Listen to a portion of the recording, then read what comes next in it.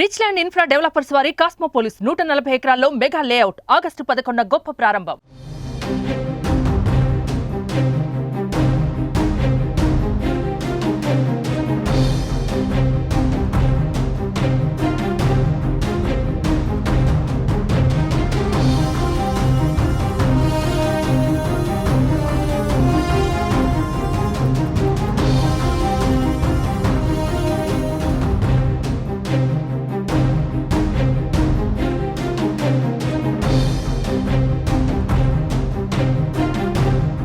Delhi liquor scam కేసులో మరో కీలక పరిణామం చోటు చేసుకుంది. ఇంతకు ముందు సిబిఐ ఫైల్ చేసిన కేసులో డిఫాల్ట్ బెయిల్ కోరిన కవిత ఆ పిటిషన్ను వెనక్కి తీసుకున్నారు.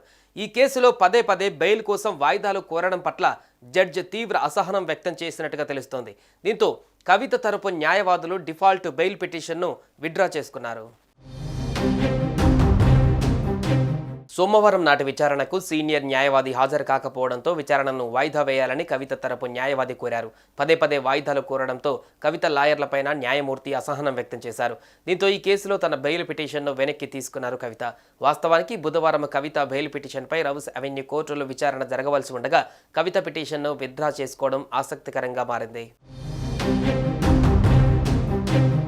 సిబిఐ ఛార్జ్షీట్లో తప్పులు ఉన్నాయని, కవిత డిఫాల్ట్ బెయిల్కు అనర్హురాలని జూలై 6న కవిత తరపు న్యాయవాదులు డిఫాల్ట్ బెయిల్ పిటిషన్ వేశారు.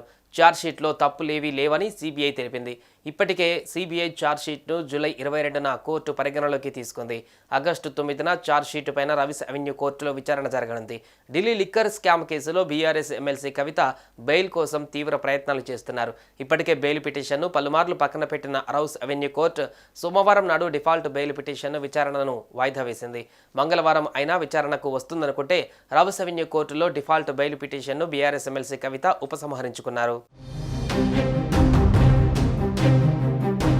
ఢిల్లీ లిక్కర్ కేసులో కవితను మార్చి 15న తొలుత ఈడీ, ఆ తర్వాత ఏప్రిల్ 11న సిబిఐ అరెస్టు చేసింది.